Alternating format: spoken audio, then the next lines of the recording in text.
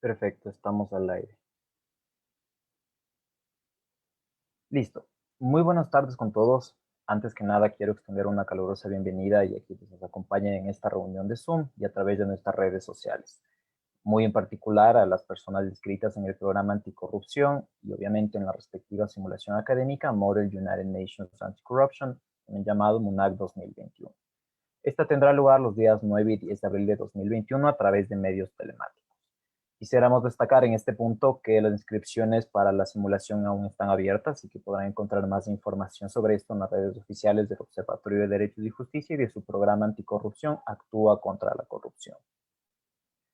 Por otra parte, quisiera presentar y sobre todo agradecer a las organizaciones que participan y que han apoyado a la organización de este evento, de este programa anticorrupción. Por un lado, la Oficina de las Naciones Unidas contra la Droga y el Delito sede Ecuador, la Facultad Latinoamericana de Ciencias Sociales sede Ecuador, la Fundación Panamericana para el Desarrollo sede Ecuador, el Centro de Estudios por la Transparencia y Derechos Humanos de la Universidad Internacional del Ecuador, las asociaciones de Escuela de Derecho de la Pontificia Universidad Católica del Ecuador y de la Universidad Internacional del Ecuador, y a su vez de la Librería Jurídica Ceballos. Entonces, el día de hoy, en el marco de este programa anticorrupción al que he hecho referencia, tendrá lugar el presente panel, cuyo tema central es la lucha contra la corrupción en Ecuador, avances y desafíos de cara a la nueva década, cuyos panelistas, que por cierto son expertos en el tema, son, por un lado, Cristina Ritter, que actualmente se desempeña como asesora regional anticorrupción de la Oficina de las Naciones Unidas contra la Droga y el Delito, Germán Rodas, coordinador de la Comisión Nacional Anticorrupción, y Livia Rivas, presidenta del Instituto Ecuatoriano de Estudios Legislativos.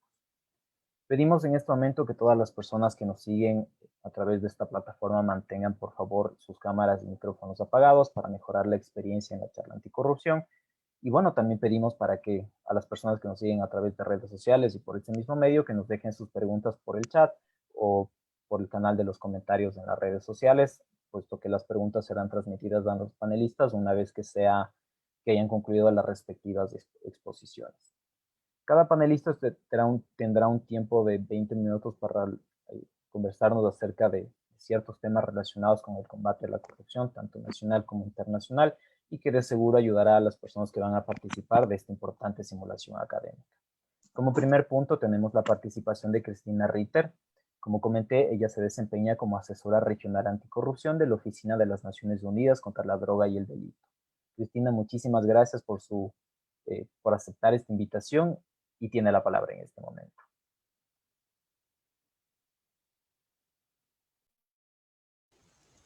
Muchas gracias, José. Bueno, antes de empezar, quisiera agradecerles la oportunidad de presentarles el trabajo que desempeñamos desde la Oficina de las Naciones Unidas contra la Droga y el Delito y la oportunidad de estar aquí con todos ustedes en este evento tan importante como es el modelo ONU, ¿no? Entonces, yo les voy a empezar por hablar del contexto global relevante a la lucha contra la corrupción, los estándares internacionales establecidos por la Convención de las Naciones Unidas contra la Corrupción.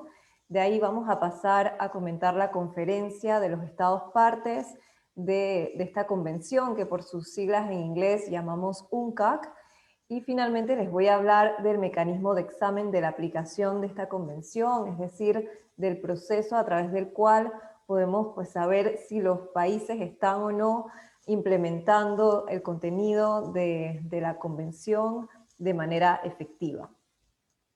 Entonces, para empezar un poco quisiera quizás no profundizar en el tema de la corrupción porque todos conocemos pues, sus consecuencias nefastas y el impacto que tiene en el desarrollo sostenible, impidiendo el desarrollo sostenible, pero sí me quiero enfocar en la respuesta que la comunidad internacional le ha dado a esta problemática.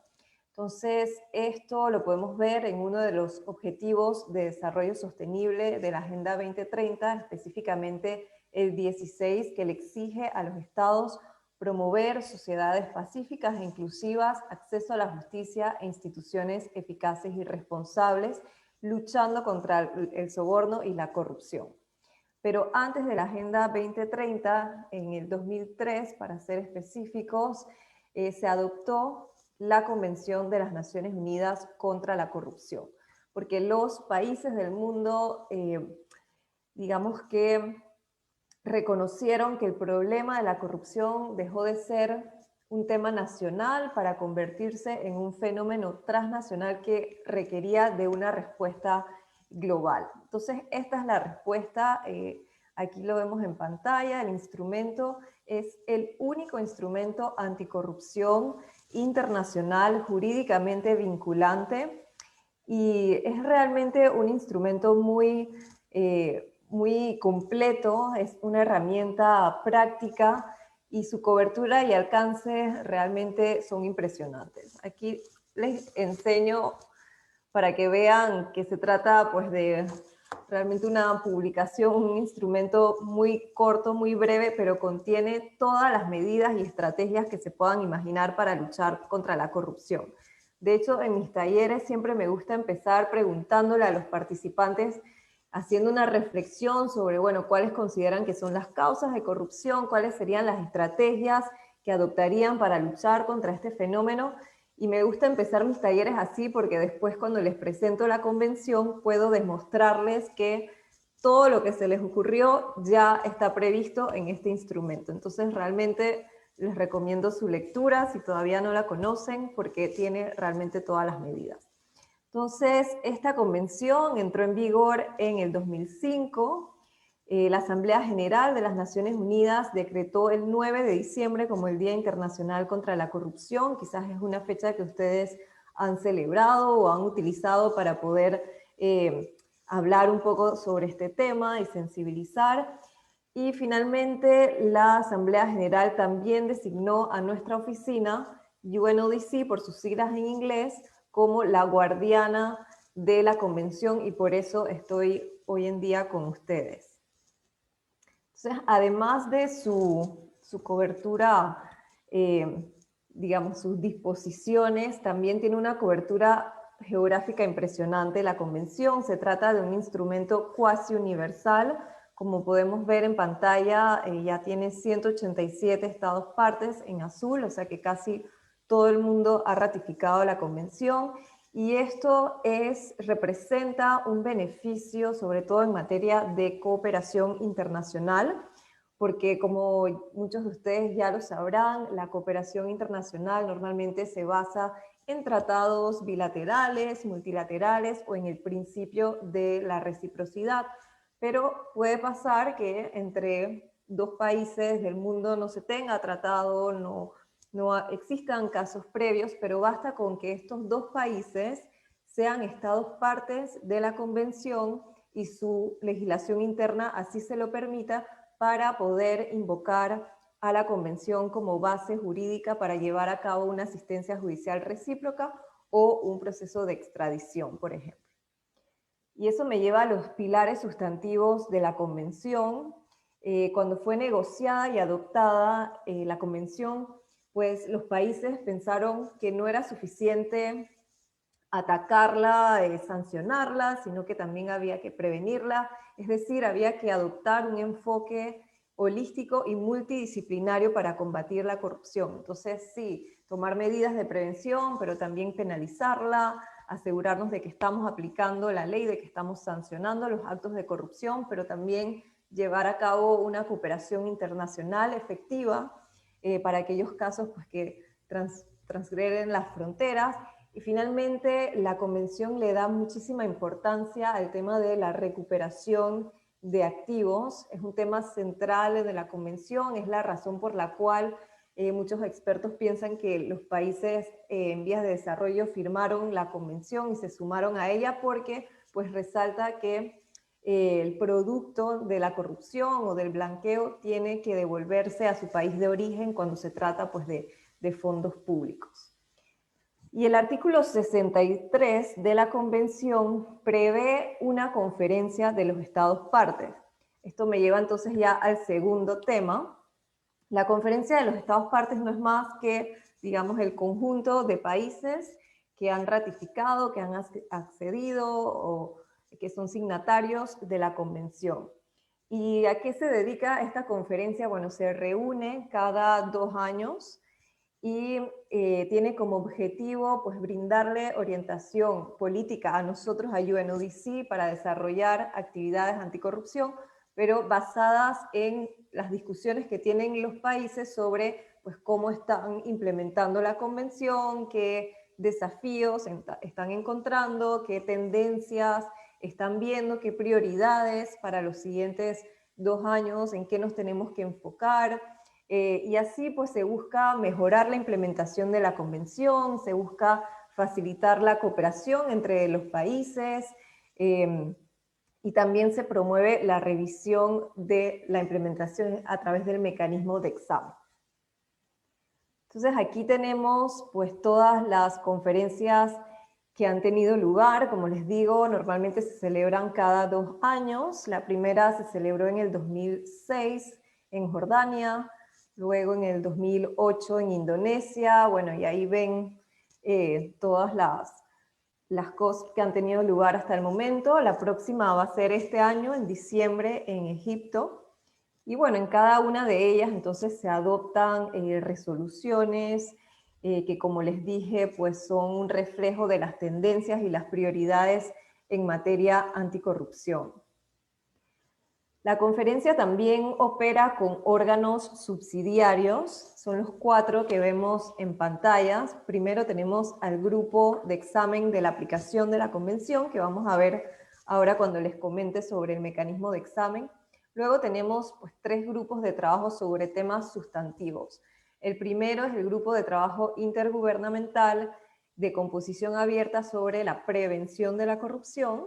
Luego tenemos otro grupo de trabajo intergubernamental de composición abierta sobre recuperación de activos y finalmente la reunión intergubernamental de expertos de participación abierta también para mejorar la cooperación internacional. Entonces, estos grupos no solamente se reúnen cada 2 años con la COSP, sino que se siguen reuniendo todos los años a través de 1 o 2 sesiones anuales en la que se toca pues, el tema, según el título de cada grupo, el tema en cuestión, y nuevamente se trata de que todos los países, los estados partes puedan compartir buenas prácticas, puedan decir las tendencias que están observando, los desafíos que están encontrando, cómo los están superando. Es realmente una manera de ayudarse para pues, enfrentar quizás algunos obstáculos en común y encontrar soluciones y compartir experiencias y compartir información.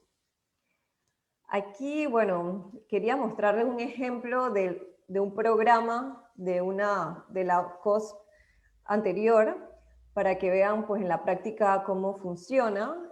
No sé si lo pueden ver bien porque está la letra tan pequeña, pero básicamente durante 5 días hay una plenaria en la cual pues, se ven los temas en la agenda y se van avanzando con las discusiones sobre cada uno de los temas que ya les mencioné, los 4 pilares de la convención, y se van tomando decisiones, se van negociando resoluciones que se adoptan hacia el final de la COSP. Y en paralelo tenemos los eventos especiales que se enfocan pues, en temas específicos que UNODC, por ejemplo, ha estado trabajando con los países en todo el mundo, temas de interés que los países mismos pues, han solicitado. Entonces son estos eventos especiales que se hacen sobre distintos temas en paralelo a la plenaria.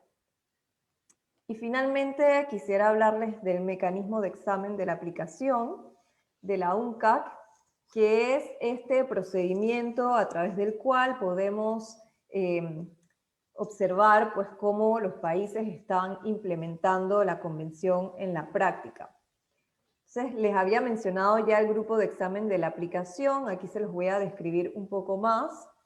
El grupo de examen de la aplicación es el que pues, lleva todo este proceso, el que va manteniendo un poco las estadísticas, las tendencias, los hallazgos que se derivan del mecanismo. Entonces, este grupo fue creado en la primera COSP, que como vimos en la diapositiva anterior, fue en Jordania, y se le dio como objetivo, como rol al grupo establecer los términos de referencias, es decir, las reglas a través de las cuales pues, se iba a desarrollar este mecanismo de examen de la aplicación.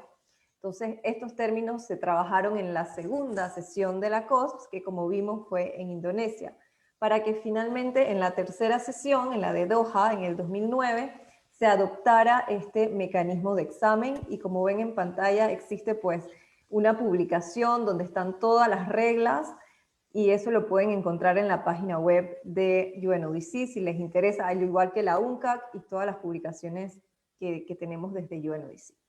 Entonces, pues ahí se adoptó el mecanismo, se designó una vez más a UNODC, nuestra oficina, como la secretaría de este mecanismo. Somos la secretaría de la COS también, de la Conferencia de los Estados Partes, y entonces nuestro papel es ayudar a los países a lo largo pues, de este mecanismo.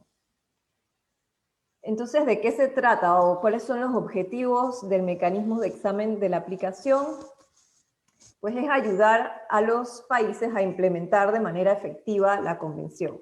Entonces, por un lado, pues podemos identificar necesidades específicas de asistencia técnica y tratar pues, de darle acceso al país a esa asistencia técnica, que si no es una asistencia que podemos brindar nosotros mismos, quizás por falta de recursos, igual pues queda plasmado en los resúmenes ejecutivos, en los informes de cada país, como para que otros donantes, otros socios, organismos de desarrollo también puedan facilitar esa asistencia. También es promover la cooperación internacional entre todos los países, que como lo hemos visto anteriormente en la COSP y los grupos de trabajo, siempre el objetivo es que se comuniquen y que se puedan pues, informar de las experiencias que están teniendo, las soluciones que están encontrando. También es promover y facilitar pues, el intercambio de información, buenas prácticas, como les dije, desafíos. O sea, que no es señalar con el dedo de que estás haciéndolo mal, sino realmente determinar pues, cuáles son esas dificultades que se están encontrando y cómo podemos superarlas. Entonces, aquí vemos en este sentido cuáles son las características o los principios rectores del mecanismo. El mecanismo, es importante destacarlo, es un proceso gubernamental. Se trabaja con los expertos designados por cada país para llevar a cabo este proceso. El procedimiento es no intrusivo, no punitivo y sin clasificación, es decir, que nunca va a dar lugar a una lista negra, por ejemplo, o a una clasificación de qué país lo está haciendo mejor que el otro.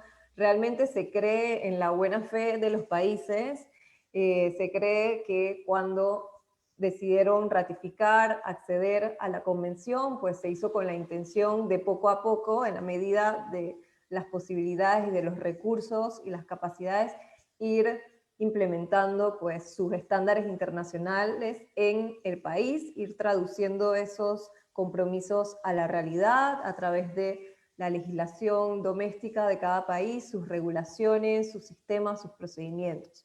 Entonces, por eso es que se intenta ayudar. Es una oportunidad de compartir buenas prácticas. Esto también forma parte del informe que al final es el resultado del mecanismo.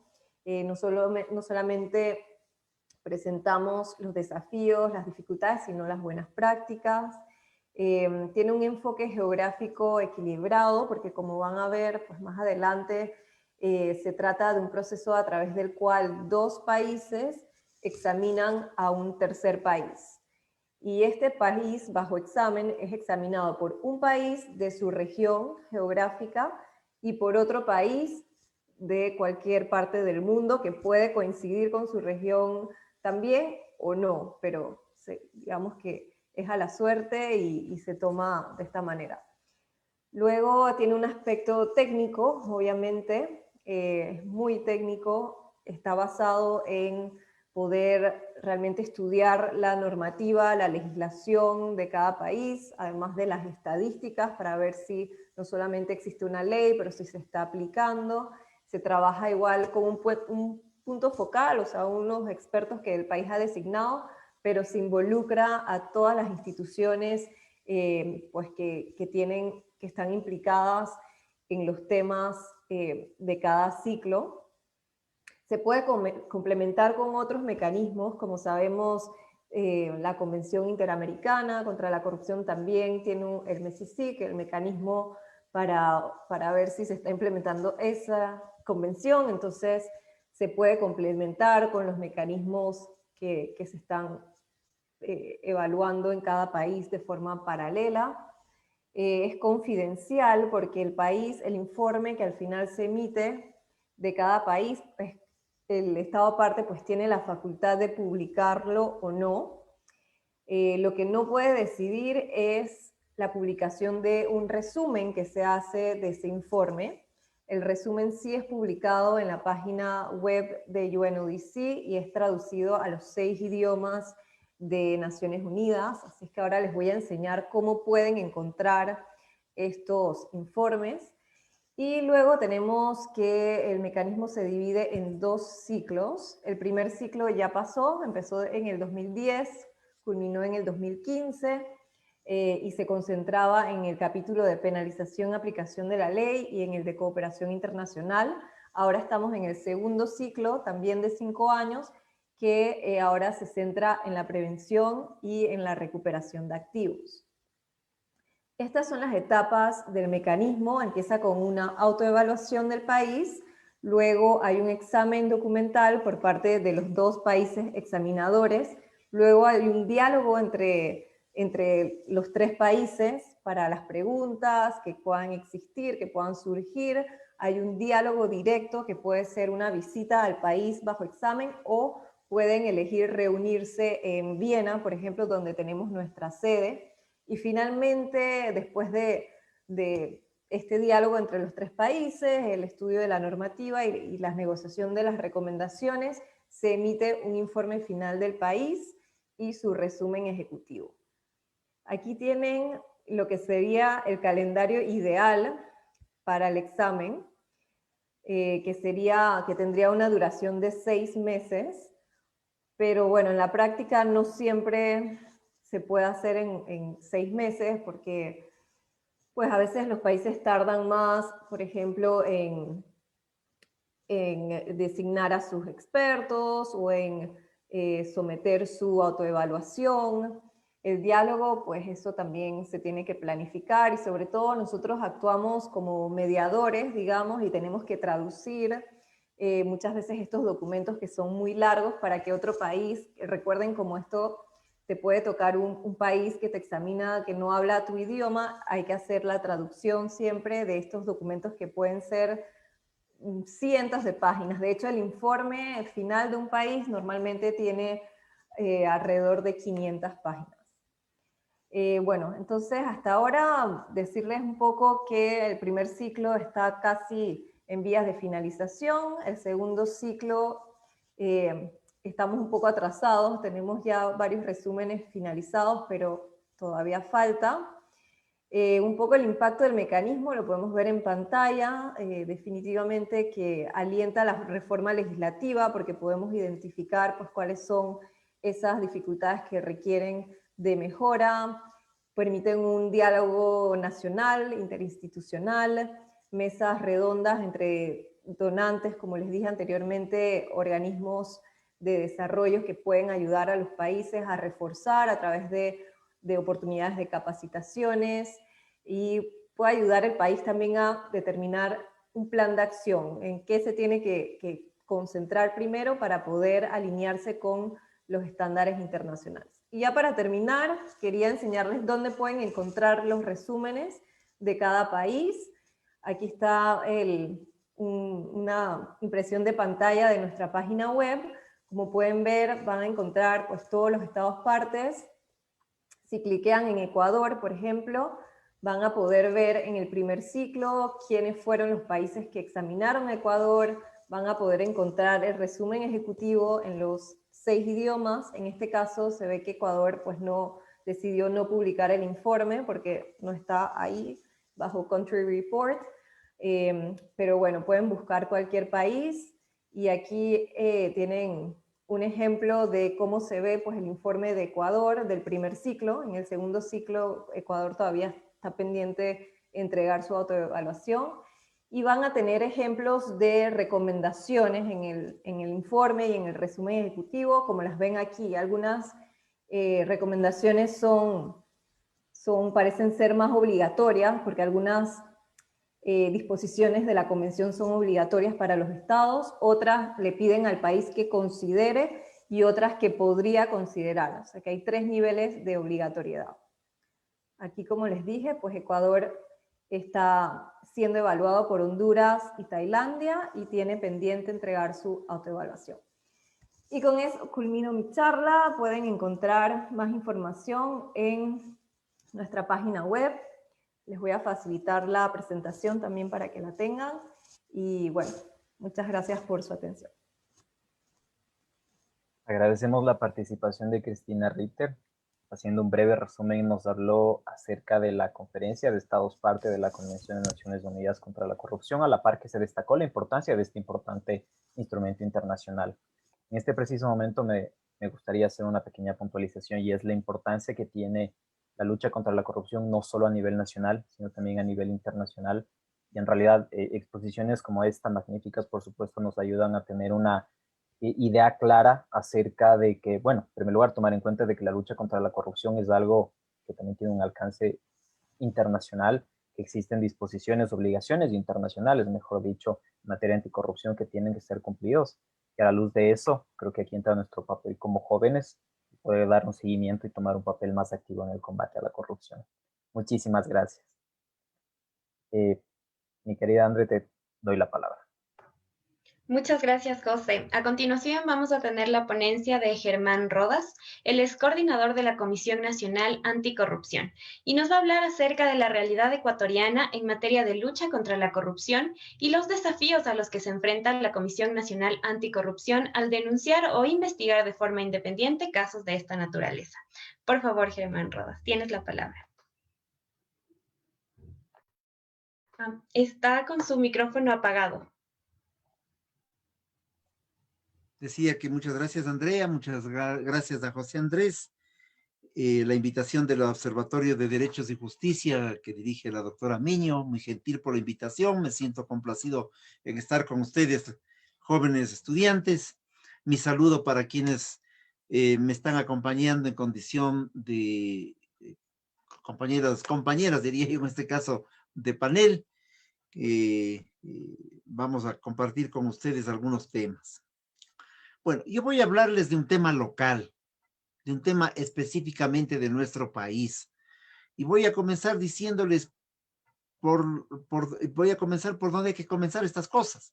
¿Qué es esto de la Comisión Nacional Anticorrupción? ¿Dónde aparece? ¿Cuándo? ¿Cómo? ¿A quién se le ocurre? O como suelen decir algunos, ¿y quién les designó? En el año 2015, el país vivía para entonces, desde el año 2009, quizás un poco antes, una situación muy compleja. No había organismos de control en funcionamiento. Los organismos de control como la Asamblea Nacional habían sido cooptadas por el poder. Entonces ocurre que la Asamblea Nacional recibía con alfombra roja, literalmente lo que acabo de decir, algunos de los que ahora están tras las cárceles purgando por actos de corrupción. Organismos de control como las superintendencias o la Contraloría no habían actuado, formaban parte de un tramado de corrupción. Frente a ello, la sociedad civil se plantea que sea la sociedad civil la que actúe en la lucha contra la corrupción. Se produce una reunión en Riobamba en mayo del 2015, en donde concurren, entre otros sectores, las centrales sindicales de trabajadores, la Unión Nacional de Educadores, la Confederación de Organizaciones Indígenas y Campesinas del Ecuador, gremios de ingenieros, gremios de médicos, gremios de sectores vinculados a la salud, señalé ya la educación, es decir, conglomerados sociales muy importantes, y resuelven designar una comisión para que en representación de la sociedad pueda ejercer el control al poder público en la medida en que el poder público no se controlaba a sí mismo. Así nace la Comisión Nacional Anticorrupción. ¿Quiénes fueron designados? Fuimos designados algunos ciudadanos que hemos tenido alguna actividad pública, académica, y fue el primer coordinador el economista Jorge Rodríguez Torres. De esa comisión formaron parte Julio César Trujillo, María Arboleda. Estoy dando dos nombres de personas que han fallecido, que cumplieron una tarea importante en el país. Y hoy esa comisión está nutrida con personajes, bueno, lo estuvo desde ese momento como Isabel Robalino. Miren, Isabel Robalino es una persona que tiene 104 años de edad, con lucidez absoluta, abogada conocida del país, ha sido senadora de la República, ha cumplido muchas funciones en la actividad nacional, pero lo señalo porque eran personas, o son personas que tienen una presencia en diversos ámbitos, con visiones ideológicas, políticas, plurales. Simón Espinosa, conocido por muchos de ustedes seguramente. Bueno, somos 12 personas, insisto, que renovamos la comisión hace 3 o 4 años debido al fallecimiento de 2 compañeros de la misma comisión. 12 personas, sin oficina, sin secretarias, sin porteros, sin escritorios, sin ningún apoyo internacional. No le debemos recursos ni internacionales ni privados a nadie. Eso nos ha dado independencia para funcionar. ¿Qué hemos puesto? La voluntad de servicio al país para denunciar los actos de corrupción existentes desde el 2015 a esta parte. Claro, aquello que nos es posible, porque ustedes comprenderán que sin la infraestructura indispensable, las cosas a veces se quedan, pero aquello que nos ha llegado y que hemos estudiado, lo hemos presentado, ¿en dónde? En los organismos de control. Con el apoyo, evidentemente, en algunos casos, cuando hay que hacer las denuncias ante fiscalía, de abogados, todo ad honorem, absolutamente. Al país no le cuesta un centavo. ¿Qué casos hemos presentado? Me parece importante que ustedes los conozcan. Algunos, voy a señalar algunos. Atracos de la empresa Odebrecht. Ustedes han de haber habido Odebrecht. La Comisión Nacional Anticorrupción ha presentado los atracos fundamentales de Odebrecht. Entre otros, de Manduriaco, fue la primera denuncia. Esta es una hidroeléctrica que está entre la provincia de Pichincha y la provincia de Imbabura. Fue la primera denuncia que hicimos contra Odebrecht sobre precio del 82% en el gobierno anterior. Inmediatamente el gobierno anterior ordenó al contralor que nos siguiera un juicio, supuestamente por haber afectado el honor de los mandatarios y el contralor de él particularmente. Fuimos condenados a 1 año de prisión con el pago de un salario del contralor de multa. Se nos revocó la orden en esa misma audiencia. Y claro, ¿cómo no podía actuar el contralor de esa manera si ha sido el socio de Odebrecht que recuperaba el dinero en beneficio de los asaltantes del país? Pongo ese ejemplo porque es quizás el caso emblemático de la Comisión Nacional Anticorrupción. Odebrecht entonces, los helicópteros Dru, la muerte del general Gabela, la refinería del Pacífico, esa famosa refinería que es una planicie construida en Manabí, en donde solamente hay un aplanamiento de tierra, pero que se ha gastado $1.500 millones en aquello. Sobre la reconstrucción de Manabí y de Esmeraldas después del terremoto, $3.500 millones. 3.000, no 300, $3.500 millones. Es decir, hemos ido denunciando caso por caso. Pero ¿cuál es la particularidad de nuestras denuncias? Que nosotros damos la cara, entramos a fiscalía y entregamos las denuncias firmadas por cada uno de nosotros, para que quede constancia de asumir una responsabilidad. Porque la lucha contra la corrupción no puede ser un discurso etéreo, no puede ser una enunciación de ideas o una consigna. Tiene que ser la voluntad de avanzar en este tema, demostrando absoluta responsabilidad en lo que se dice y en lo que se hace. Ninguna de nuestras denuncias ha sido contrariada. Ninguna. Unas están en investigación, otras van lento, pero definitivamente esa ha sido la tarea en la que nos hemos comprometido. Denuncias últimas, la sobre el tema del Hotel Quito, la venta del Hotel Quito a un precio reducido, un bien del IES que está descapitalizado, lo vendieron de la manera más irregular. Esta es otra denuncia que está presentada allí. Alrededor de 25 denuncias de este calibre, fuertes, importantes, que la comisión fue asumiéndolas. Yo estoy en la coordinación de la Comisión Nacional Anticorrupción desde aproximadamente 2 años, y entonces lo que hemos hecho es seguir en la misma tarea que les acabo de señalar. Tiempo de COVID. Sí, tiempo de COVID nos ha permitido reunirnos con más facilidad a los miembros de la comisión. Trabajamos todas las semanas, atendemos los problemas fundamentales, vamos resolviendo y vamos presentando las demandas y las denuncias correspondientes. Y evidentemente hacemos opinión sobre algunos temas que creo que son fundamentales. Cuando se inició la pandemia, presentamos todas las denuncias que luego han sido desempolvadas o que siguieron su curso. Abrimos el dique para la cascada, demostrando cómo la compra de insumos era el mecanismo más perverso para que determinadas instituciones públicas de la salud hicieran sobreprecios, se beneficiaran en detrimento de la salud del pueblo ecuatoriano. Lo hicimos respecto de demostrar cómo vía contratos a dedo, con convenios de pago, se beneficiaban muchísimos vendedores, sector privado, porque también hay que decir que la corrupción no es posible si es que no hay los dos sectores, ¿no? El que se deja corromper y el que corrompe. Sectores privados que vendían los insumos médicos, evidentemente con sobreprecios. ¿Qué hicimos en esos casos? No denunciamos en el aire. Nombres y apellidos de los atracadores del país, de aquellos que con el nombre de empresas se esconden, nombres y apellidos, y para que no se pierdan las cosas, de una vez las direcciones para que los vayan a buscar. Esa ha sido la tarea de la comisión. Claro que las cosas no han marchado como hubiésemos querido, porque hay una lenta justicia que se mueve sobre circunstancias que son muy pesadas y sobre todavía la influencia de determinadas acciones que les impide actuar al propio tiempo con absoluta determinación, rapidez, agilidad. Ese es el rol de la Comisión Nacional Anticorrupción. Hemos constituido núcleos en algunas provincias.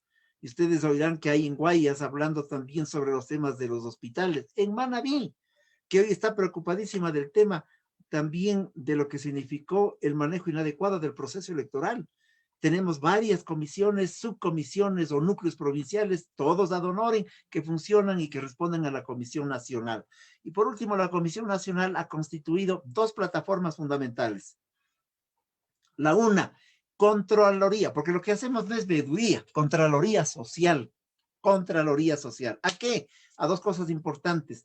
Al proceso de la vacunación COVID-19, se ha constituido una comisión de Contraloría Social. ¿Quiénes están ahí? Servidores públicos, jubilados, maestros, núcleos los médicos, la Federación Nacional Médica, las federaciones de enfermeros, etcétera, etcétera, de obstetras, porque son parte fundamental, técnicos, tecnólogos, universitarios, rectores de las universidades, para dar seguimiento a este conflicto de la vacuna, que como ustedes van viendo, no ha habido plan. Ayer nos enteramos porque el presidente dice que no ha habido plan, que confiaba demasiado en el exministro, y nombró pues, a una persona sin probidad para que le reemplazara al exministro, de tal suerte que las cosas están así. Eso hay que controlar. Esa es la tarea de la lucha puntual contra la corrupción en materia de lo que significa el ejercicio de la vacunación. Y tenemos otra plataforma sobre el tema electoral, que es una plataforma, llamémosle una subcomisión. La plataforma para nosotros tiene esa connotación de una subcomisión dirigida por la Comisión Nacional, en donde están técnicos electorales de enorme valor, prestigio y además de gran conocimiento, que les permitió y nos permitieron que nos informen de los procesos que todos conocemos, últimos que se produjeron a propósito de las elecciones. Yo sobre ese tema ya no voy a hablar, pero no nos olvidemos que convocaron a los 2 candidatos que posiblemente pasaban a la segunda vuelta. El Consejo Electoral les ofreció, ¿no es cierto?, buscar un mecanismo de recuento de votos y luego se lavaron las manos, incumplieron la palabra que dieron un viernes a todo el país y se fueron a sus casas. Esa actitud del Consejo Nacional Electoral la vinimos advirtiendo por una serie de compromisos y de comportamientos inadecuados. La tarea de la comisión, entonces, estimados jóvenes, básicamente ha sido la de denuncia, la de persecución al delito, la de confrontación con valentía y con la verdad en la mano y con los papeles por delante para ir a los organismos del Estado y a decirles, señores, aquí hay actos de corrupción, actúen. La corrupción no es un fenómeno del último periodo, es un fenómeno estructural. La corruptela en el poder es una especie de elemento que va per se agregado a la propia dinámica del ejercicio del cargo y del poder. La lucha contra la corrupción, por lo tanto, es una lucha antisistémica, es una lucha permanente, es una lucha contra un modelo perverso que ha existido en el país y que hay que enfrentarlo. Y que, esto es lo importante, hoy se va haciendo conciencia en la vida nacional, porque hasta hace algunos años atrás la corrupción era un elemento que estaba, pero que nadie lo enfrentaba. Y ahora fíjense, hoy mismo tengo la satisfacción y la oportunidad de estar con ustedes a propósito de este dinamismo en constituir un observatorio, en oír los criterios que se establecen ya en las instituciones multilaterales, supranacionales, respecto de lo que significa la lucha anticorrupción, de lo que se hace en este país, pero sobre todo para llegar a una conclusión que me parece importante, que ningún ecuatoriano, joven o viejo, hombre o mujer, puede estar al margen de la tarea que convoca al país, que es impedir el asalto. Porque fíjense ustedes, jóvenes, el asalto al país en el gobierno anterior y en este también nos está dando un monto de por lo menos unos 50.000 millones de dólares. Alguien habla de más, posiblemente. Nosotros podemos hablar de 50.000 millones de dólares en asalto. Si ese dinero se lo tuviera en el recaudo del Estado, seguramente no tendríamos la crisis económica que vive el país y podríamos enfrentar de mejor manera el tema de la presencia de la pandemia. Estamos hablando de un monto parecido al manejo de un año del Estado en su conjunto. Eso se han llevado. Y entonces es indispensable que los organismos del Estado actúen con la presión de la sociedad civil. La presión de la sociedad civil es fundamental y es una responsabilidad que está consagrada en la Carta Constitucional. La Carta Constitucional establece como obligación y derecho de los ciudadanos a dar atención a las tareas de seguimiento en materia del manejo de la economía y por lo tanto de lo que significa lo que pueda ser la evasión de tributos, lo que pueda ser la construcción de estos modelos de corrupción.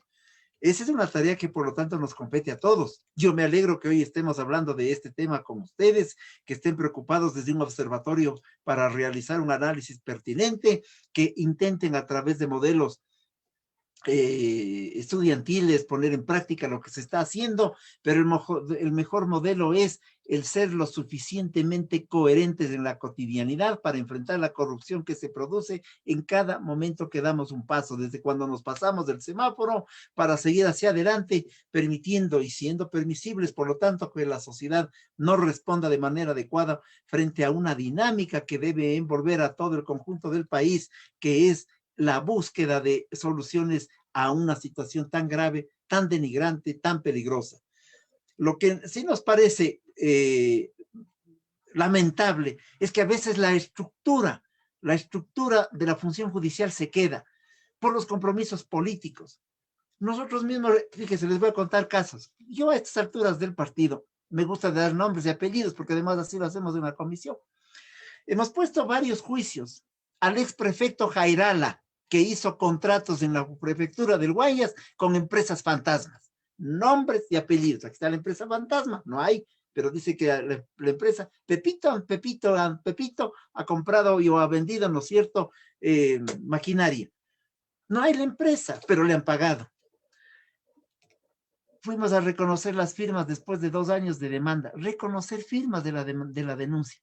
Y a la siguiente semana de haber reconocido, la fiscalía en el Guayas dijo la denuncia es inadecuada y por lo tanto ordénese su archivo. Cuando hay pruebas constantes, ¿qué demuestra aquello? Que también la justicia juega de la mano, va de la mano con los intereses de aquellos que hacen corrupción.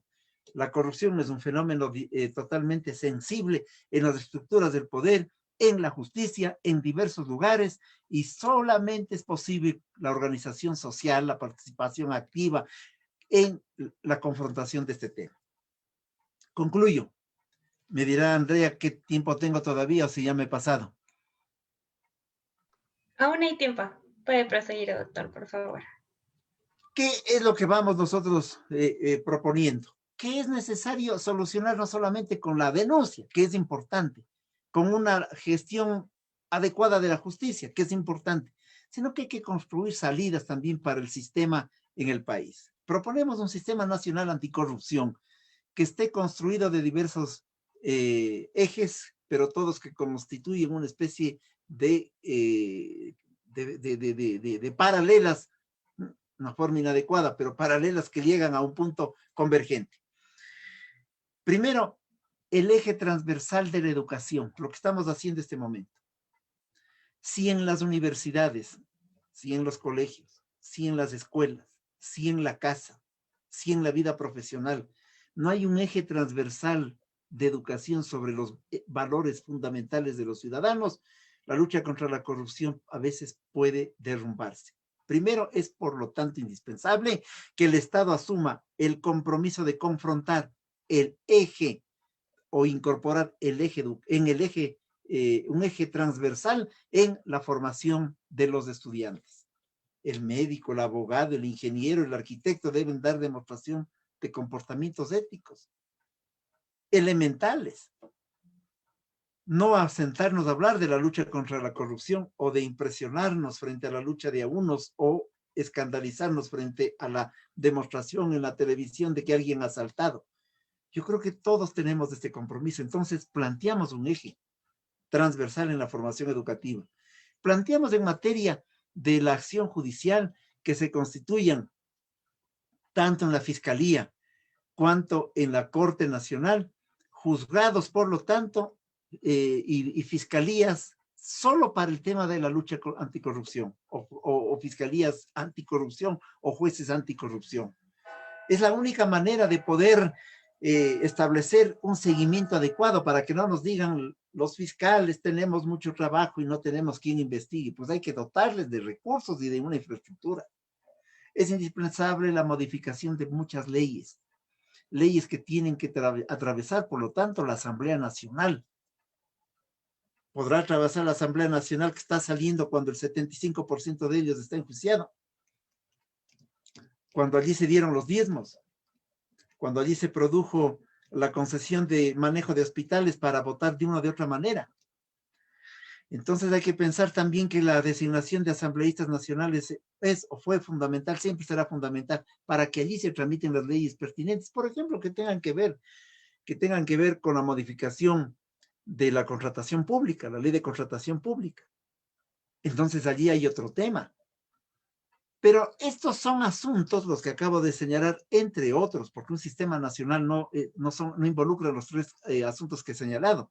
Tienen que ver con la capacidad de que todo se haga casi al mismo tiempo, se vaya amalgamando, para que no sea un chispazo a manera de cortocircuito. Que surge una luz aquí, dice la lucha anticorrupción, y entonces hemos nombrado un juez anticorrupción. No, pues hay que hacer un gran engranaje que funcione con una voluntad cívica ciudadana de todos. Que la justicia sea lo suficientemente clara y capaz de sentenciar a aquellos que han delinquido.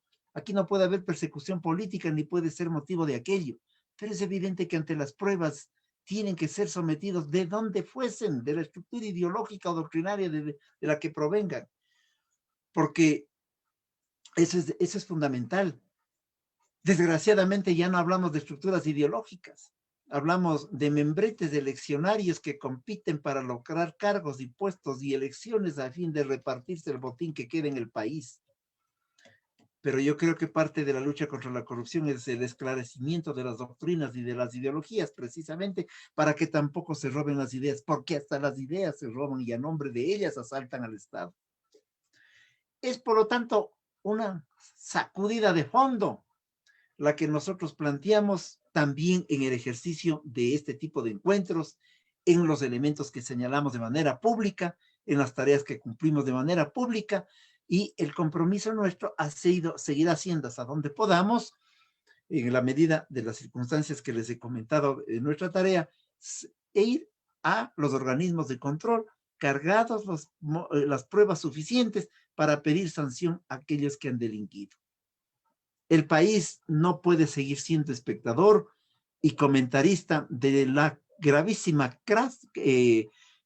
circunstancia que vive el Estado ecuatoriano, que vive el ejercicio del poder, y tiene que actuar. Y tiene que decir al sector privado, gánese la vida honradamente, no coime, no compre, no haga acuerdos bajo la mesa, pactos colusorios para obtener ventajas empresariales.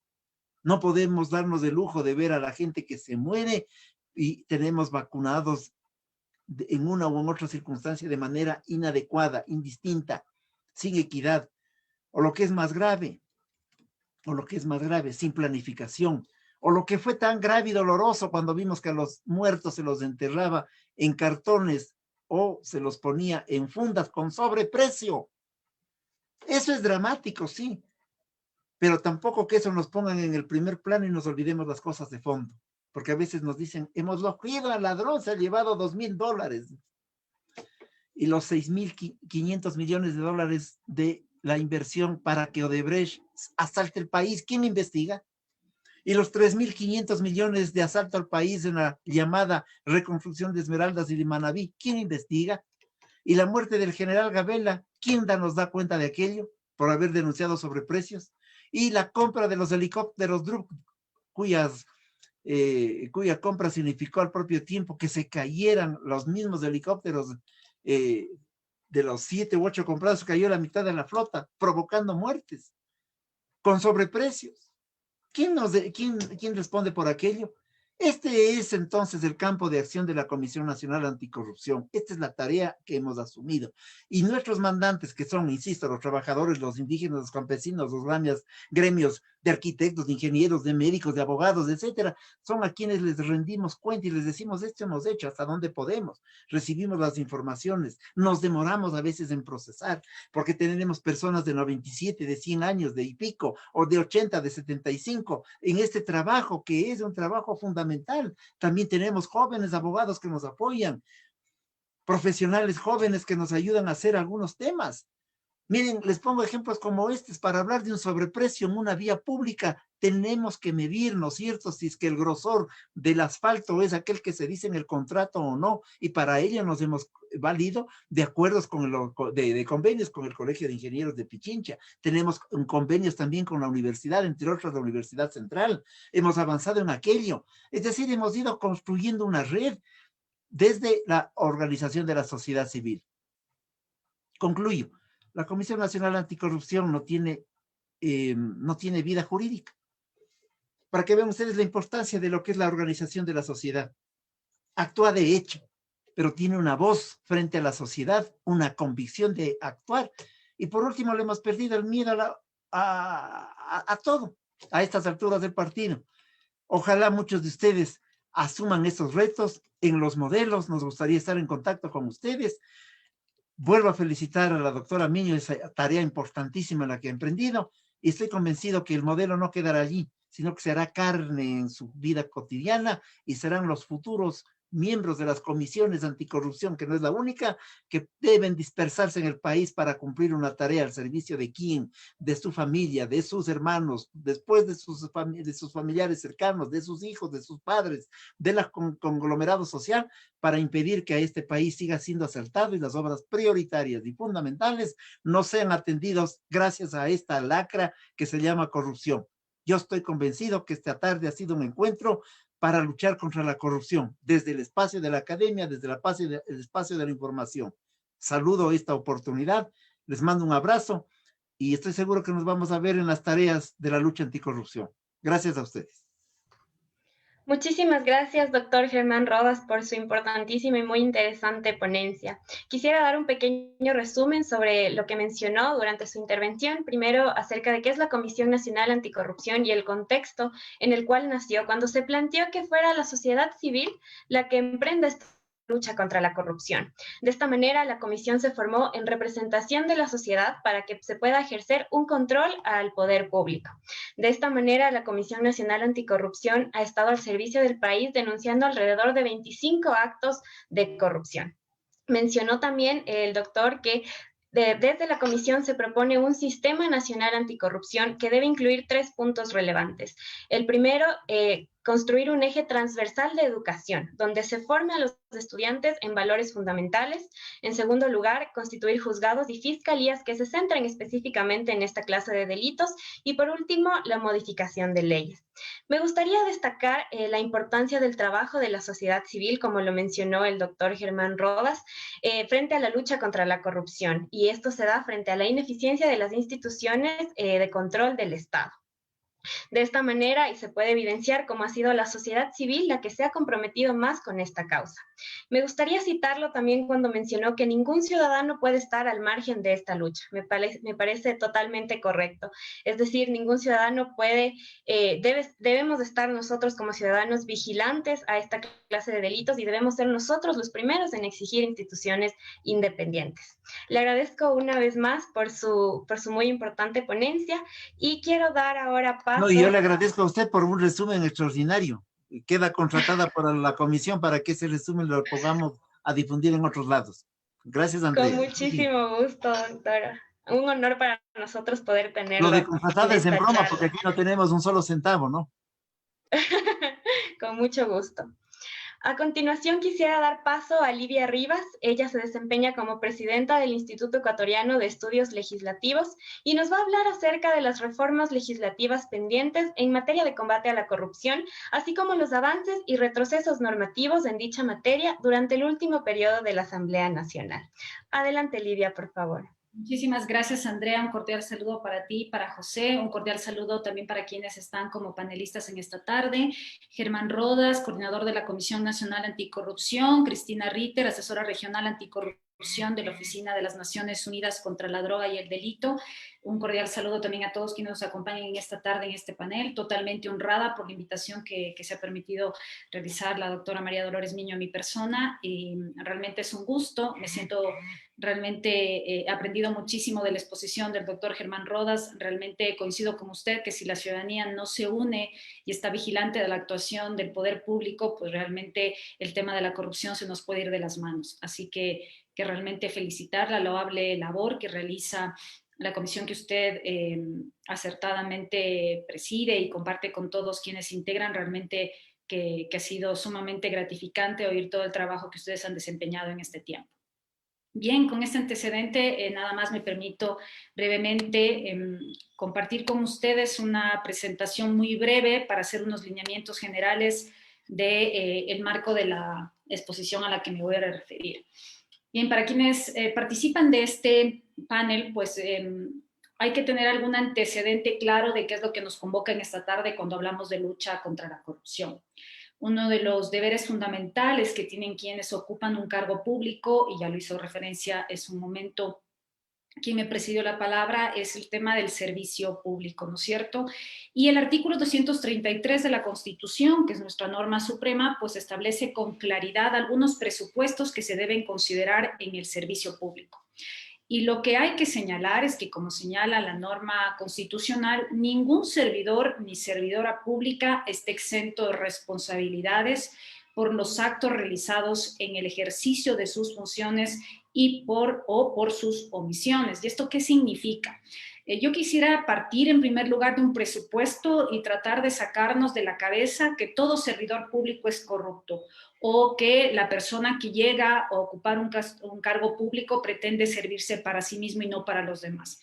Y yo creo que hay que desterrar esto porque no se puede afirmar que todos aquellos que prestan sus servicios loables, porque en el sector público sí existen hombres y mujeres honestos al servicio del país, pues no hay que presumir de entrada, y en algún momento inclusive en las redes sociales se debatía este tema, de que el servicio público siempre va a estar pensado en función del interés personal, y definitivamente no es así, no es así. Que habrán casos como los que ya ha señalado quien me presidió en la palabra, pues sí, pero no se puede afirmar que en todos los supuestos sea de esa manera. Y entonces nuestra norma constitucional establece ciertas responsabilidades para aquellos funcionarios públicos que por acciones o omisiones pudieran excederse en el ejercicio de atribuciones e inclusive causar algún perjuicio de orden económico al Estado o incurrir en alguna infracción tipificada como delito. Y establece con claridad que aquellos servidores públicos que incurran por sus acciones o omisiones en algún tipo de responsabilidad podrán ser sancionados de forma administrativa, civil o penal por el manejo y administración de fondos, bienes o recursos públicos. Hay que considerar que si bien la labor que realiza la Comisión Anticorrupción es en el orden civil, la institucionalidad del Estado establece un órgano que tiene la competencia por mandato constitucional para hacer un control de los recursos públicos y de la actuación de los servidores públicos. Y es el órgano con competencia para establecer responsabilidades administrativas cuando se inobservan las disposiciones contenidas en las leyes o en reglamentaciones civiles, cuando se produce un perjuicio al Estado. E indicios de responsabilidad penal, vamos a suponer que en algún perjuicio al Estado se podrían configurar indicios, por ejemplo, del delito de peculado. Entonces, este es un órgano constitucional que tiene una competencia específica para, a través de exámenes especiales o generales que se hacen con posterioridad sobre todas las actuaciones que realizan los personeros del Estado, pues establezca estas responsabilidades.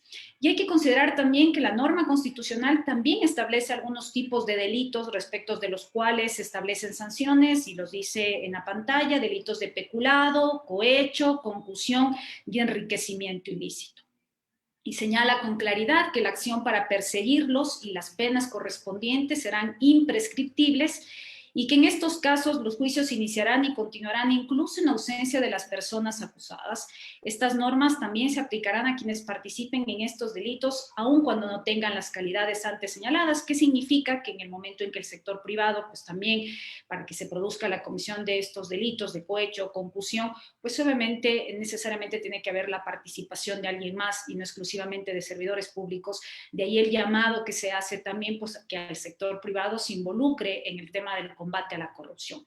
¿Y por qué hago esta introducción general con la norma constitucional? Porque al interior de la Asamblea Nacional, lo que le corresponde en el ámbito de las competencias y atribuciones que tiene la función legislativa es ir configurando a través del ordenamiento jurídico de rango inferior de la Constitución, que vienen a ser las leyes, todos estos lineamientos generales, estos mandatos establecidos en la norma suprema, a través de una serie de normativas de rango legal, como les digo, que permitan garantizar de mejor forma, pues, este servicio público de forma honesta, transparente, eficiente, configurar este tipo de conductas establecidas en la propia Constitución. Y en esta línea podemos ver cómo durante este periodo legislativo y en el anterior, pues, se han ido dictando una serie de leyes que lo que procuran es justamente ir encaminando en este combate a la corrupción.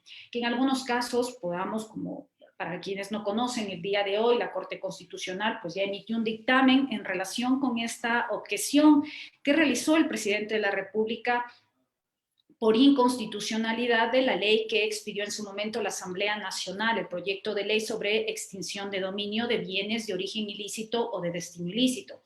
Y me permito señalar esto porque en el combate a la corrupción, pues con este dictamen que ha emitido la Corte Constitucional, es importante saber que se han establecido una serie de lineamientos al momento de expedir las leyes. Y en esta línea me permito señalarles algunos párrafos, que este es un dictamen reciente que ha sido notificado en el transcurso del día de hoy a la Asamblea Nacional, y que me parece importante comentarles de cómo mira la Corte Constitucional el combate a la corrupción. Y señala en el apartado 7 de este dictamen, que les decía que tiene relación con la objeción de inconstitucionalidad que ha sido presentada por el presidente de la República a la ley de la Asamblea Nacional, y manifiesta todas las medidas legislativas que se adopten como parte del combate y sanción a la corrupción deben diseñarse y aplicarse dentro de los límites fijados por los derechos y garantías constitucionales. ¿Qué significa esto? Que la Asamblea Nacional, no solo en el caso específico del combate y de la sanción a la corrupción, sino son lineamientos generales que establecen las convenciones en materia de derechos humanos, son ese metro cuadrado que deben observar todas las leyes y que implican el respeto y la garantía a los derechos establecidos en la Constitución y en los tratados y convenios internacionales de derechos humanos.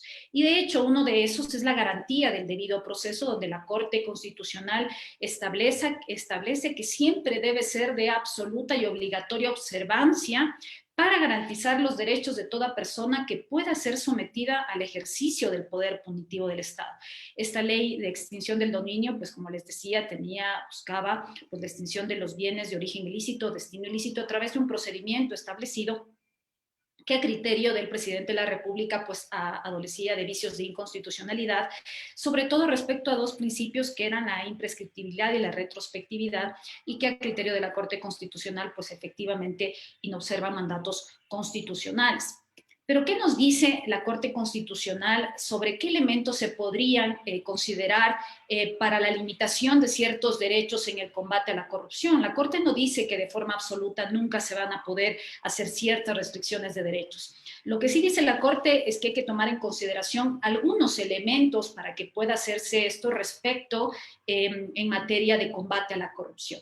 Estos elementos son legalidad, existencia de un fin legítimo, idoneidad, necesidad y proporcionalidad. 5 elementos que a juicio de la Corte Constitucional se deben observar al momento de redactar leyes de combate a la corrupción que puedan implicar la limitación de ciertos derechos. ¿Qué significa la legalidad? Pues que tiene que estar dispuestas en la ley estas restricciones, un fin legítimo, tiene que buscarse el interés social y el bien común.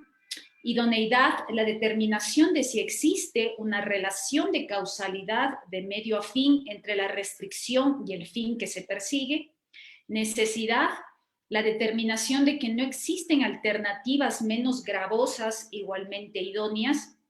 Y proporcionalidad, el balance de los intereses en juego y el grado de sacrificio de uno respecto del otro. ¿Qué significa esto? Pues efectivamente, pues la Corte Constitucional ha analizado este tema en particular y creo que tuve alguna omisión y no creo que compartí en pantalla porque yo les quería compartir en pantalla y me parece que omití hacerlo. Regálenme un minuto, por favor. Pensé que lo estaba haciendo. Entonces, estos son los supuestos que establece la Corte Constitucional, como les digo, la legalidad, la existencia de un fin legítimo, la idoneidad, la necesidad y la proporcionalidad. Y estos elementos son los que, a juicio de la Corte Constitucional, pues hay que observar en leyes de combate a la corrupción, como es esta ley para la extinción del dominio. En el caso puntual de esta ley que ha sido expedida durante este periodo legislativo a punto de culminar el 13 de mayo de este año y que comience un nuevo periodo, el 14, pues vemos que la Asamblea Nacional tiene un reto sumamente grande de adecuar las disposiciones contenidas en esta ley conforme al dictamen expedido por la Corte Constitucional el día de hoy, donde le manda hacer ciertos ajustes vinculados inclusive con la naturaleza de los actos considerados de origen ilícito. Le ha pedido hacer algunos ajustes en el texto con la finalidad de ¿qué? De lo que decíamos anteriormente, que se puedan garantizar de mejor manera los derechos y las garantías en el marco del debido proceso. Pero otro tema que también les quería mencionar y que tiene relación con las leyes, y les mencioné en particular esta ley porque hubo un debate, una vez que se expidió esta ley, hubo algún debate en torno a si era constitucional o no, o si las medidas que estaba implementando la Asamblea Nacional para combatir la corrupción podían o no adolecer de vicios de inconstitucionalidad. Pues en este caso, la Corte Constitucional, como les digo, ya se ha pronunciado. Pero existe otro proyecto también orientado y que se denomina de esta forma también, un proyecto de ley reformatorio del Código Orgánico Integral Penal que fue expedido, publicado en el registro oficial el 17 de febrero de 2021. Es un proyecto de ley reformatorio del Código Orgánico Integral Penal orientado al combate a la corrupción. ¿Y qué es lo que dice este proyecto? Y ya se mencionaba hace un momento que uno de los nichos que se puede considerar como más proclives al cometimiento de actos de corrupción está vinculado con la contratación pública. Si nosotros pudiéramos identificar pues algunos espacios donde se podría considerar que existe una alta probabilidad de cometimiento de actos de corrupción es en espacios donde existe la posibilidad de disponer de bienes o recursos públicos, como es el caso de la contratación pública. Y en esta línea, pues la Asamblea Nacional, como les digo, en el segundo suplemento del registro oficial número 392, para quienes desean revisar, de 16 de febrero de 2021, publicó estas reformas al Código Orgánico Integral Penal que van a entrar en vigencia en 180 días y que reforma el Código Orgánico Integral Penal, sobre todo en lo que tiene relación con el delito de peculado. Y el delito de peculado incluye una figura adicional vinculada con el procedimiento de contratación pública, donde hace referencia que también se considerará peculado, por ejemplo, si se evaden los procedimientos pertinentes de contratación pública contenidos en la ley de la materia. ¿Qué significa esto? Ustedes, para quienes conocen contratación pública o no, pues existe una serie de procedimientos previos establecidos en la Ley Orgánica del Sistema Nacional de Contratación Pública antes de iniciar un procedimiento precontractual, como por ejemplo el de subasta inversa. Primero hay que hacer una revisión previa en el catálogo electrónico donde se encuentran todos los bienes denominados normalizados. Una posible inobservancia, por decirles el caso, de no hacerlo, de no revisar el catálogo electrónico y verificar si efectivamente existe algún bien o no en este catálogo electrónico y saltarse esta fase y pasar a una subasta inversa o a una cotización menor cuantía, dependiendo de la naturaleza del caso, podría implicar que sea considerado como una evasión de procedimientos de contratación pública contenidos en la ley de la materia. ¿Y por qué hago este ejemplo? Porque parecería, y esto a mi juicio, que a veces pretendemos penalizar todas las conductas que se cometen al interior de la función pública y superando inclusive aquellas actuaciones administrativas que son de juzgamiento de la Contraloría General del Estado a través de la imposición de responsabilidades administrativas e inclusive civiles. Sin embargo, llevar todo a la penalización, obviamente, salvo el caso de que se verifique una intención dolosa o una intención manifiesta de beneficiarse perjudicando al Estado o la configuración del delito como tal, pues parecería que hay que también tener ciertas limitaciones al momento de pretender penalizar absolutamente todas las conductas que se realizan al interior del servicio público, como en este caso en particular, donde la configuración del tipo como tal no solo despierta una preocupación en alguien como yo, sino también en todas las personas que se dedican a la contratación pública por cómo está redactada la norma. Miren ustedes que ahora peculado simplemente dice si evaden los procedimientos pertinentes de contratación pública contenidos en la ley de la materia. Punto. Y adicionalmente dice, en este caso, también se impondrá una multa por el valor de la contratación arbitraria que se desarrolló y si se establece, y cuando se establezca la existencia de responsabilidad por el delito, también la terminación unilateral y anticipada del contrato sin derecho a indemnización ni pago de daño alguno a favor del proveedor. La penalización máxima va a ser en el caso de una declaratoria de emergencia o estado de excepción, y aquí sí que es importante señalar. Muchas de estas reformas que estamos viendo en materia de contratación pública y vinculadas con el combate a la corrupción tienen relación con estas denuncias ciudadanas que se han producido en pandemia respecto del uso inadecuado de los recursos públicos en torno a la adquisición de implementos de bioseguridad, mascarillas, fundas para cadáveres, entre otros implementos que se adquieren durante la pandemia, y ahora también todos estos procesos que hay en torno a la adquisición de pruebas de PCR, entre otros aspectos. Entonces, efectivamente, la configuración de la emergencia, de una contratación pública por emergencia, va a ser determinante también para la determinación de si existe o no un posible delito en torno a un procedimiento de adquisición en emergencia o en estado de excepción. Y con esta finalidad, inclusive en estas reformas al Código Orgánico Integral Penal, se establece, se regresa a un informe previo de la Contraloría General del Estado.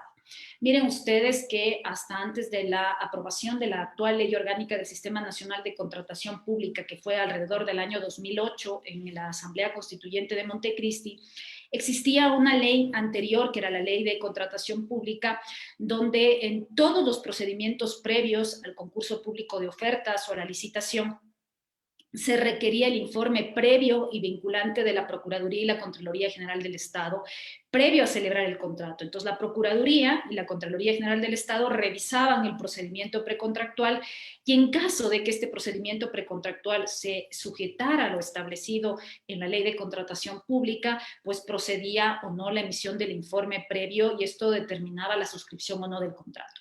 Esto se eliminó en el año 2008 con la expedición de esta ley que actualmente está vigente, porque obviamente las contrataciones públicas en la actualidad ya no se realizan como en el pasado, que era a través de una serie de documentos que se presentaban de forma física, sino que ahora es a través, pues obviamente, del CERCOV y de la página de compras públicas del Estado, donde todo es ahora a nivel electrónico.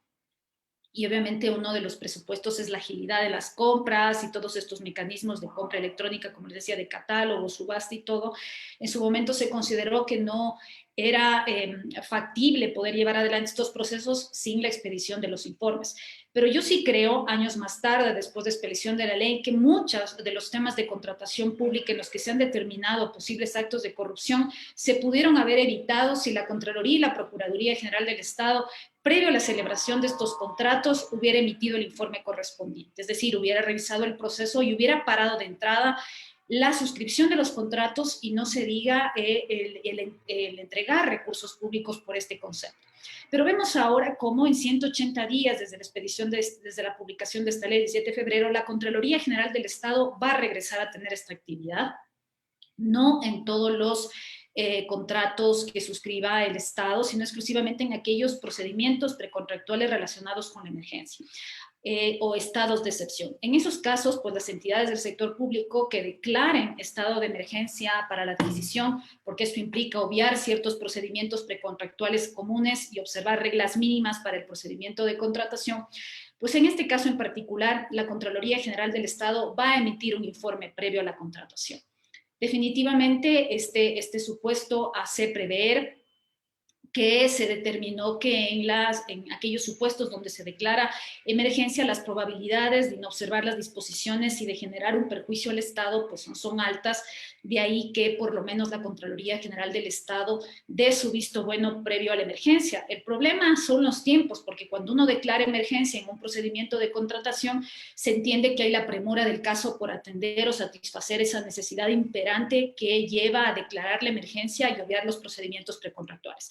Habrá que ver qué pasa en el camino. Lo que sí queda claro, y que es importante señalar, estimados amigos que nos acompañan en esta tarde, pues que hay que entrar a hacer una evaluación ex post de aquellas disposiciones que se expiden en materia anticorrupción. ¿Por qué? Porque hay que llegar a determinar cuán eficaz ha sido la Asamblea Nacional al redactar las disposiciones y si efectivamente los objetivos se han cumplido. Cuando uno dicta una norma penal, no prevé que se empiece a seguir juicios penales absolutamente a todas las personas y que las cárceles estén llenas. Lo que se prevé es evitar, obviamente, la comisión de los delitos ante la amenaza de una sanción de orden penal. Lo que se prevé es prevenir, obviamente, el cometimiento de actos de corrupción, pero definitivamente hay que entrar a evaluar no solo en el ámbito penal, sino administrativo, si es que se han venido cumpliendo aquellos lineamientos establecidos a nivel de la Asamblea Nacional en el rango legal o a través de cumplimiento de objetivos por parte también de la Contraloría General del Estado en torno al combate a la corrupción, a través de sus exámenes especiales puntuales a las diversas entidades. Hay que determinar si efectivamente la redacción de las normas es adecuada o si hay que entrar a reformar aquellas disposiciones que por su naturaleza pues parecería que no están contribuyendo de forma eficaz al combate a la corrupción.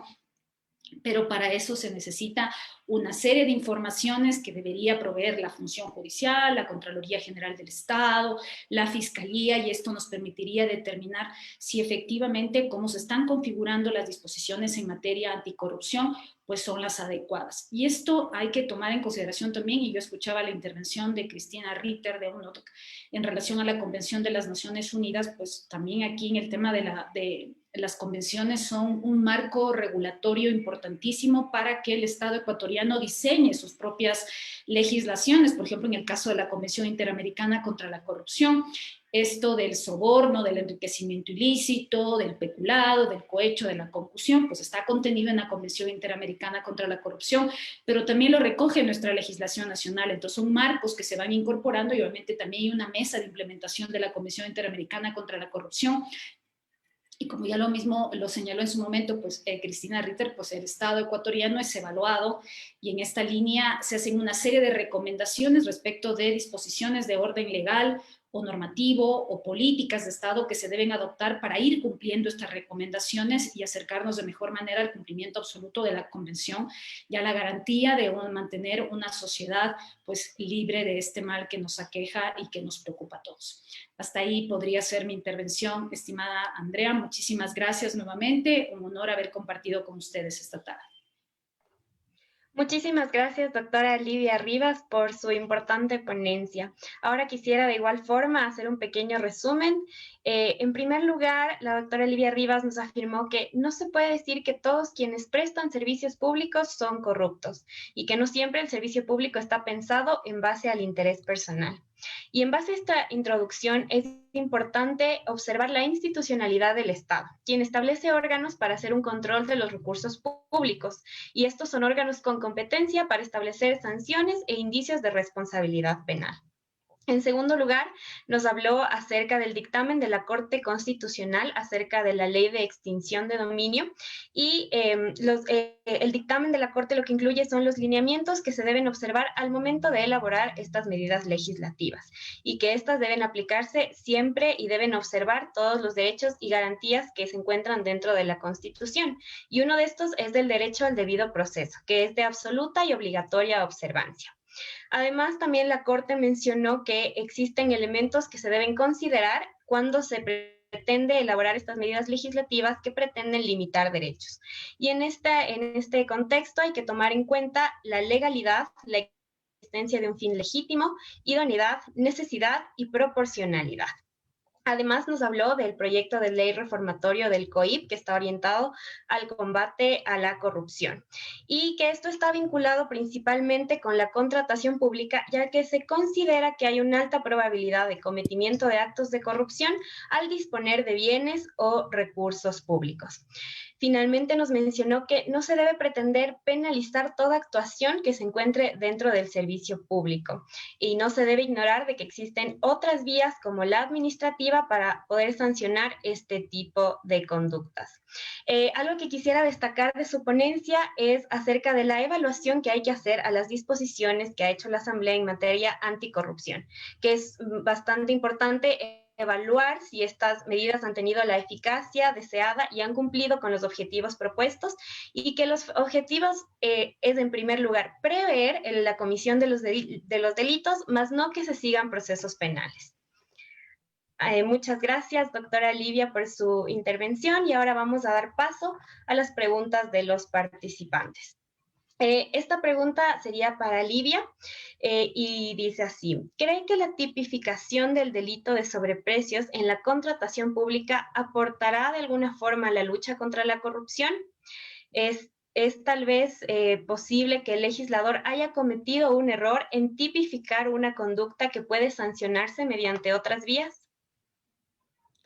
Bien, hay que considerar algo que es sumamente importante y gracias por esta pregunta. Miren ustedes, yo doy clases de contratación pública y por eso escucho mucho a mis alumnos que son servidores públicos, por eso les digo que a veces esto que se lleven a frente del servidor y que piensan que hacen una conducta deshonesta no es cierto. O sea, realmente que pueden haber, en materia de contratación pública, debo decirles que hay, sobre todo en el servicio público, mucho desconocimiento respecto de cómo aplicar la ley de contratación pública, cómo aplicar el reglamento de contratación pública, cómo aplicar las resoluciones que emite el CERCOP, considerando que tiene una alta capacidad regulatoria y entonces expide permanentemente resoluciones que van sustituyendo unas a otras. Entonces, una persona que no esté permanentemente metida en la contratación pública, pues realmente puede cometer errores que, como les digo, no deben ser considerados como una actitud dolosa con la intención de beneficiarse o a terceros, sino realmente un desconocimiento y una falta de permanente actualización y formación en materia de contratación pública. Y en esta línea, uno de los temas que es importante y que solemos conversar es cómo se determinan los precios de mercado, cómo es cuando la Contraloría General del Estado después viene con sus exámenes especiales posteriores y determina el precio del mercado. Y es lo que está pasando, por ejemplo, en el caso de las mascarillas, por darles un ejemplo. Todos recordaremos que cuando estábamos en pandemia, la posibilidad de conseguir una mascarilla era improbable y eran carísimas. Una sola mascarilla, cuando recién nos encerramos todos, era sumamente costosa, no la vendía todo el mundo. Si nosotros tratamos de cotejar el precio de mercado cuando estábamos encerrados, pues obviamente el precio es sumamente alto, había un monopolio o pocas personas que estaban vendiendo estas mascarillas. Si la comparamos con el precio actual, obviamente vamos a ver que las mascarillas ahora tenemos de todos los colores, de todos los diseños, de todos los proveedores, y el precio, al haber una amplia diversificación en el mercado, pues obviamente baja.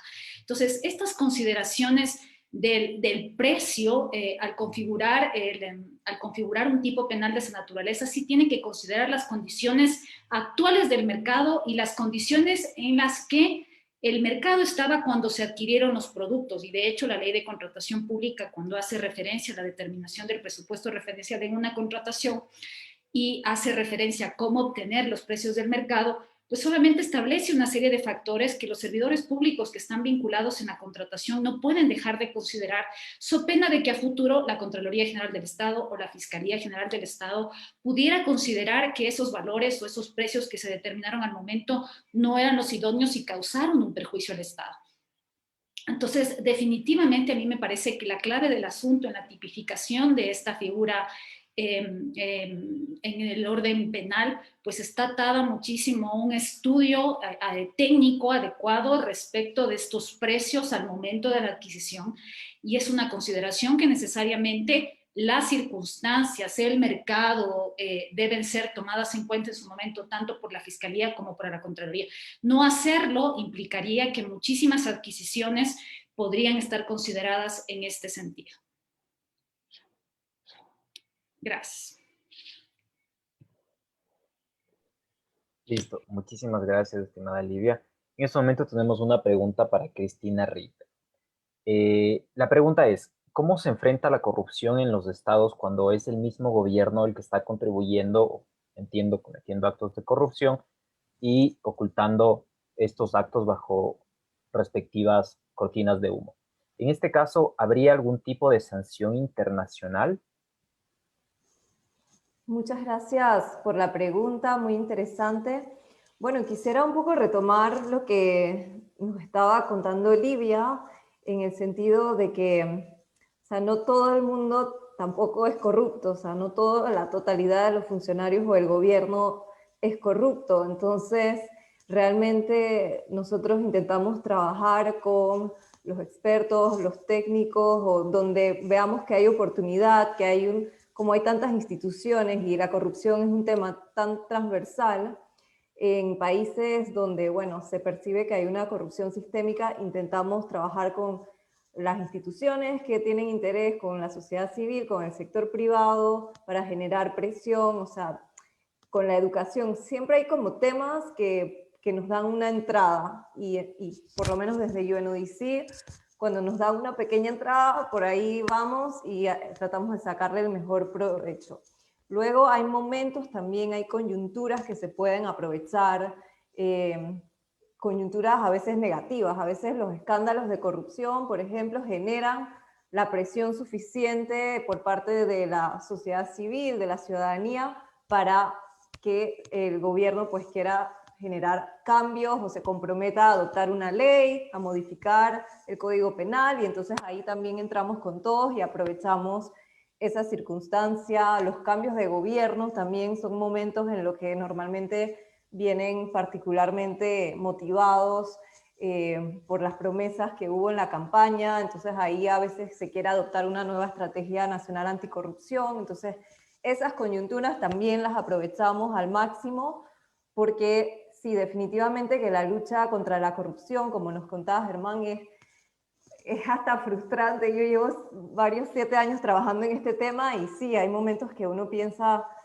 que no se puede hacer nada, que todo el mundo es corrupto, pero no es así. Es algo, un tema lento que requiere pues de paciencia y a veces de años, porque es un tema que si bien se ha manifestado desde las primeras civilizaciones de la humanidad, es relativamente nuevo en la, digamos, en la palestra, en la mesa, sobre todo de la comunidad internacional. Es un tema que apenas se habla desde la década de los 90.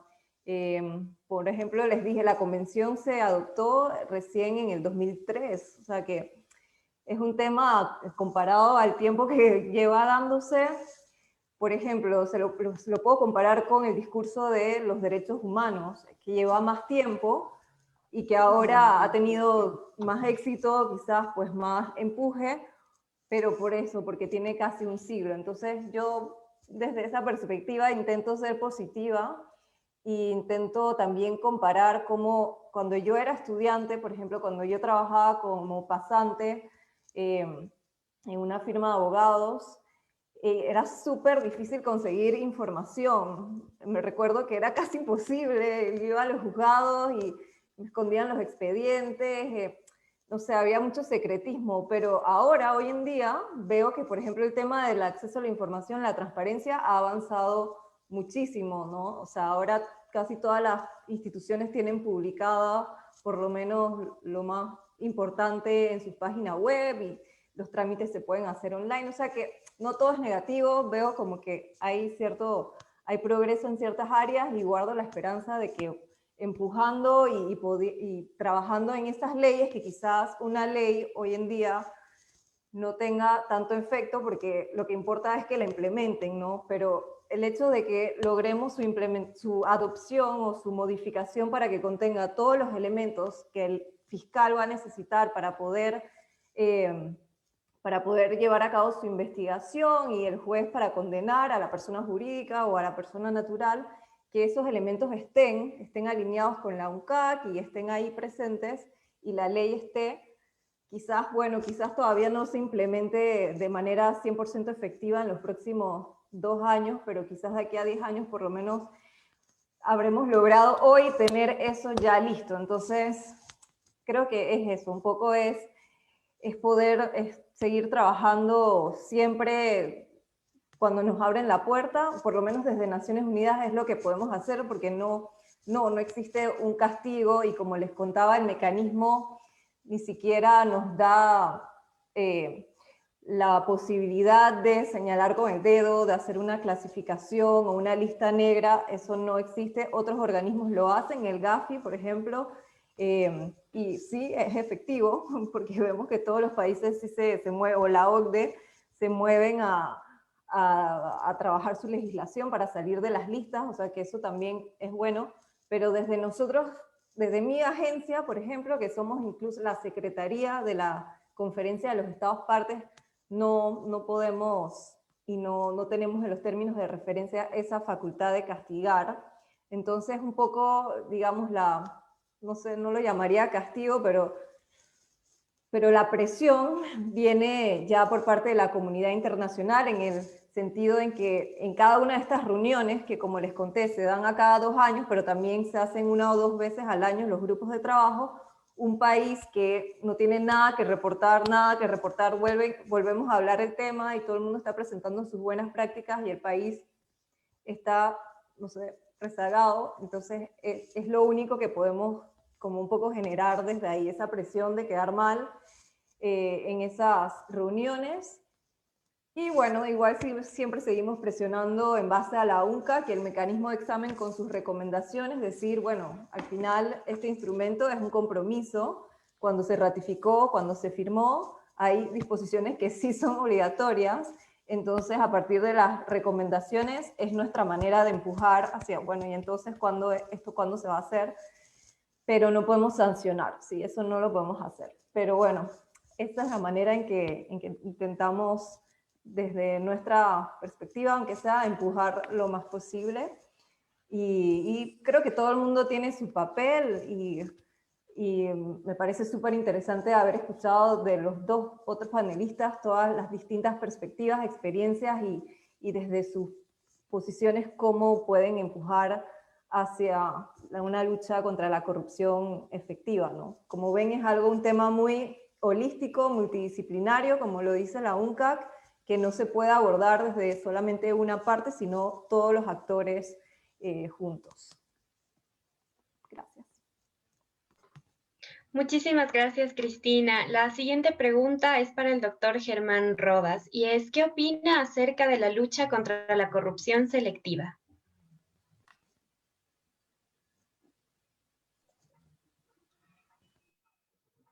Yo coincido plenamente con lo señalado por parte de Livia y de Cristina en el sentido de no se puede hacer generalizaciones. Decir los servidores públicos son corruptos no corresponde. Precisamente por ello, ellos, los servidores públicos, forman parte de la base social de la comisión. Fueron, entre otros, los que designaron la comisión.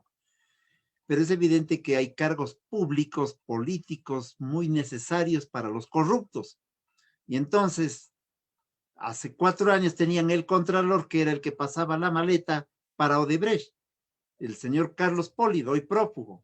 Entonces, es evidente que se ponen en las cúspides del poder a determinados personajes, eso sí existe, y eso se va dando, o en algún ministerio. Decía Livia algo que también es importante para señalar por qué no debe ser selectivo. Hay que hacer ponderados. Yo parto exactamente del mismo criterio. Una mascarilla en plena pandemia evidentemente valía $15. Hoy por $15 creo que se comprarán 2 cajas de 50. Eso es cierto. Pero la comisión fue antes de la pandemia, en mayo del 2019, a denunciar ya los sobreprecios en mascarillas, no porque sabíamos que iba a haber la pandemia, sino porque ya había todo un procedimiento. Y en noviembre del 2019 le entregamos a la fiscal, primero al contralor, en septiembre del 2019, y en noviembre del 2019 le entregamos el listado de los empresarios que habían estado vendiendo con sobreprecio. Entonces allí es cuando hay que actuar, y evitábamos a lo mejor lo que vino luego. Yo me refiero a esas actitudes, ¿no es cierto?, que son las que se vuelven cuellos de botella de parte de determinados sectores de la administración pública, o el CERCOP, que finalmente termina poniéndonos en la pantalla el ganador de un concurso con las empresas fantasmas. Entonces algo está pasando. Precisamente por ese esquema, la lucha anticorrupción no puede ser selectiva en términos políticos, es decir, utilizar la lucha contra la corrupción y acusar de corrupto a alguien para hacer daño político.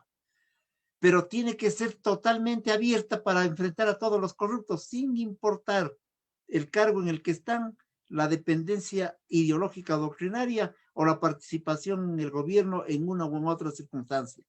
Pero tampoco se puede ignorar con algún criterio a unos o a otros y ser permisibles con alguien, o porque es amigo, o porque es cercano, o porque se genera condiciones a lo mejor mediáticas inadecuadas. La lucha contra la corrupción debe ser una actitud en donde no hay opción a no señalar al corrupto, esté donde esté, provenga de donde provenga y en la circunstancia en la que sea. Ese es mi criterio. Lo otro sí es ser selectivo. A él le afecto porque obtengo esta ventaja política. A este no le toco porque ya está de salida. No se puede. Hay que enfrentarles a todos los corruptos en el lugar, en el momento en el que estén, y hay que buscar que la acción judicial sea firme, responsable, pero al propio tiempo, ¿no es cierto?, no genere persecuciones también mediáticas. Yo creo que eso también hay que precautelar.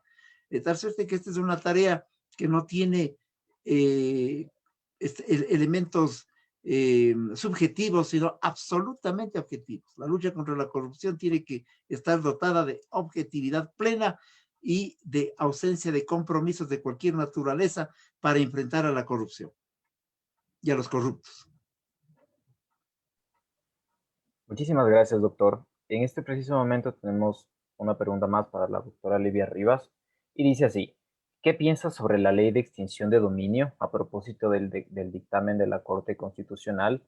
Y más allá de eso, ¿qué otras herramientas legales, aparte de esta ley, existen para la recuperación de activos? Muchísimas gracias por la pregunta.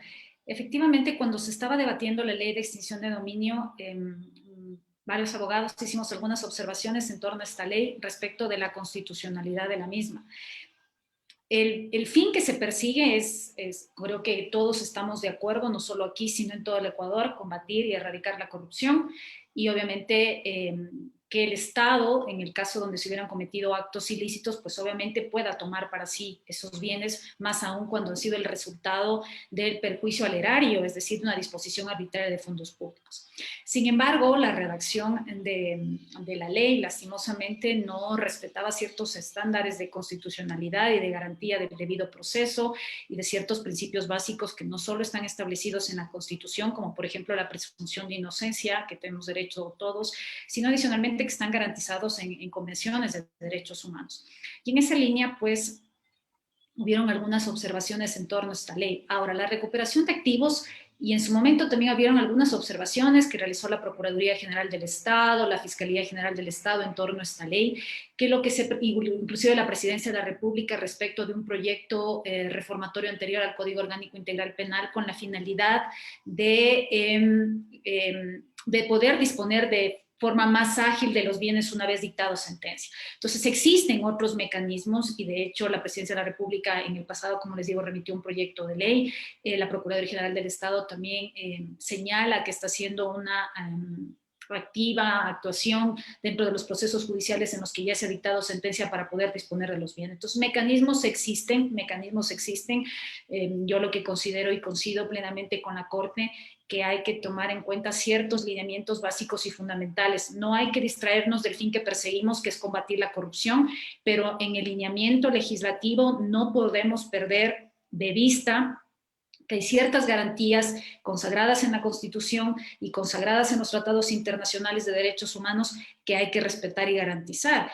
De hecho, si no fuera así, pues todas las leyes que dicta la Asamblea Nacional no existiría ni siquiera la acción de inconstitucionalidad. La posibilidad de que en el interior de la Asamblea Nacional pudieran haber leyes que tengan un vicio de inconstitucionalidad existe, al punto que también se ha consagrado en la Ley Orgánica de Garantías Jurisdiccionales y Control Constitucional y en la Constitución la posibilidad de plantear una acción de inconstitucionalidad ante la Corte Constitucional.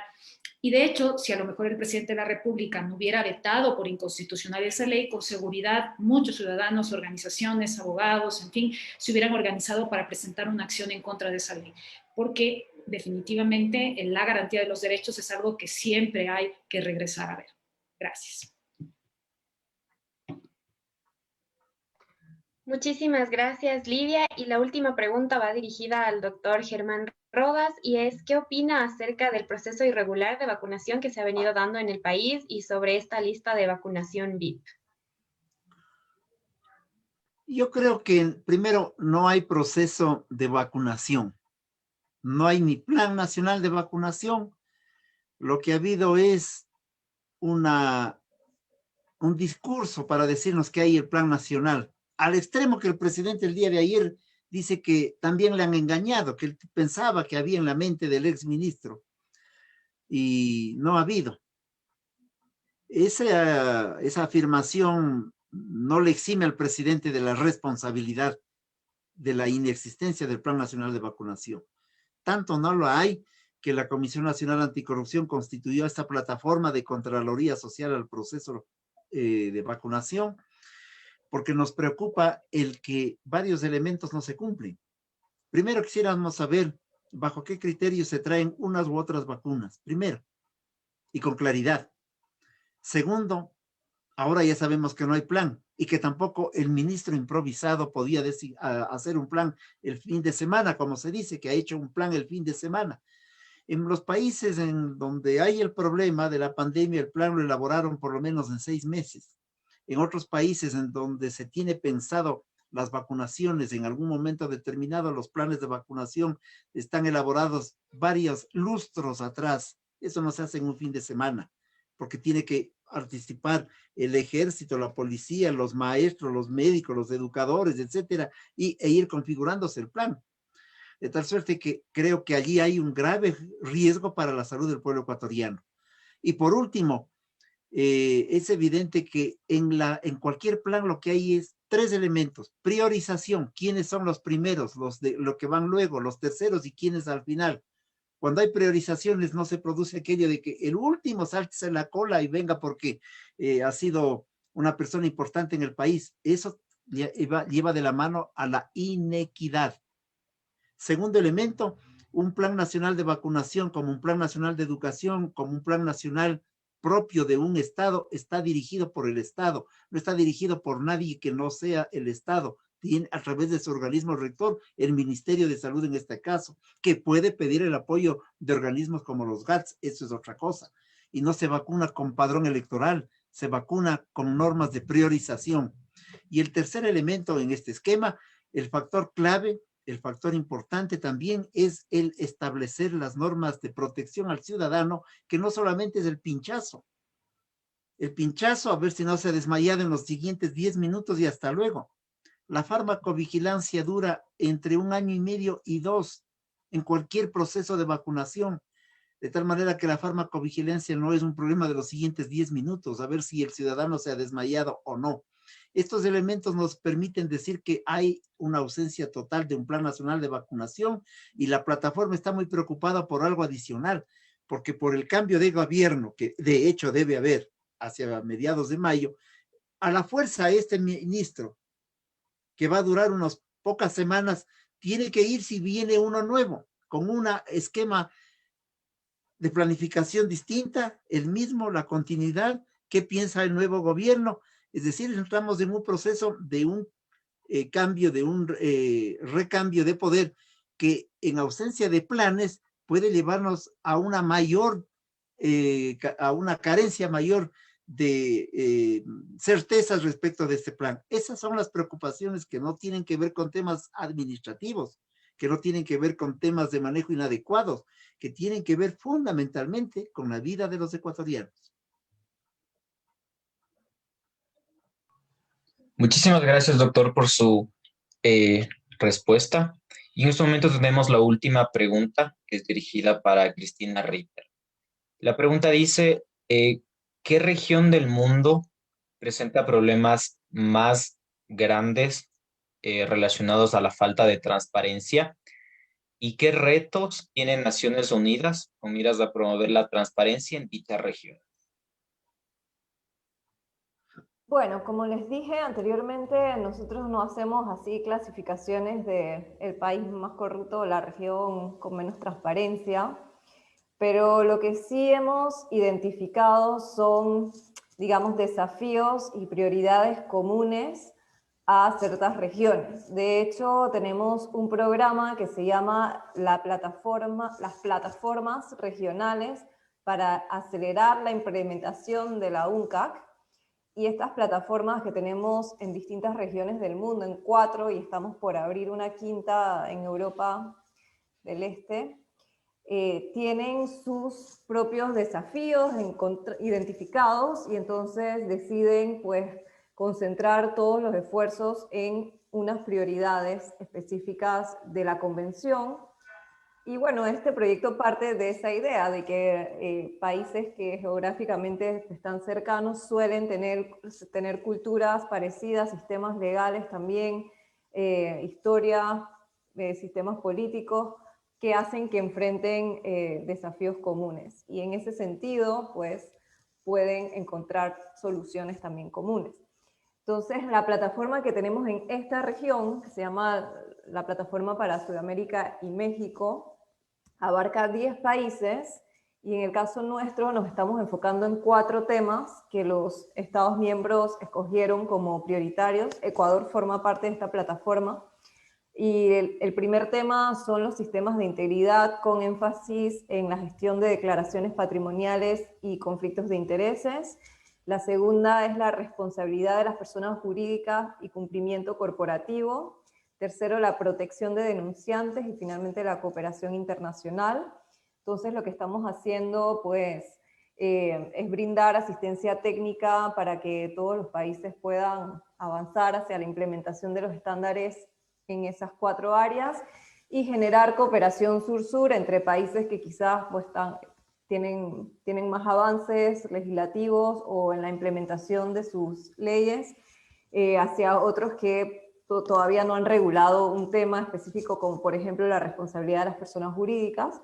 Entonces, bueno, de esa manera estamos trabajando por región, digamos. Pero volviendo a la pregunta inicial, no podría decir que una región es la menos transparente. Cada región tiene, digamos, sus desafíos y sus buenas prácticas, y así pues los vamos enfrentando un poco de manera como podemos, según los resultados del mecanismo de examen, y eso es algo que también podrían, de hecho, visualizar. Les voy a mandar el link. En la página web de UNODC hay un documento que se llama Estado de la Implementación, que se publicó cuando finalizó el primer ciclo, que abarcaba, como les dije, la penalización y aplicación de la ley y el capítulo de la cooperación internacional. Y esta publicación hizo un análisis de cómo se implementaban esos dos capítulos en todo el mundo. Y por región identificaron desafíos comunes y qué artículos, por ejemplo, específicos de la convención se están implementando mejor o peor. Entonces, esa publicación sí que nos da una buena respuesta de, por ejemplo, dificultades regionales sobre los distintos temas que abarcan esos dos capítulos. Como les dije, penalización, o sea, ahí están los delitos de la UNCAC, cuáles son los delitos considerados como corrupción. También en ese capítulo tercero se aborda el tema de la protección al denunciante, de la responsabilidad de las personas jurídicas, de la cooperación con las autoridades, entre otras cosas. Entonces, los voy a poner quizás en el chat para que tengan acceso a esa publicación. Muchas gracias. Muchísimas gracias. Y bueno, habiendo culminado el tiempo de la capacitación del conversatorio, mil disculpas, queremos agradecer a todas las personas que nos han seguido a través de este medio, de la plataforma Zoom, y a quienes nos han seguido a través de nuestras redes oficiales. En definitiva, es realmente importante ver cómo cada vez más la juventud se involucra en estos temas del combate a la corrupción. Sobre todo, lo mejor es ver cómo expertos nos dan sus puntos de vista para que podamos seguir adelante con esta lucha y eventualmente tomar la batuta para mitigar los riesgos de corrupción y, bueno, llegar a tener sociedades mucho más transparentes.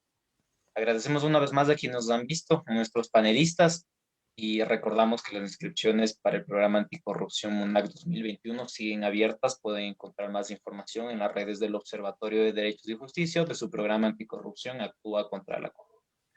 Una buena tarde y hasta la siguiente semana.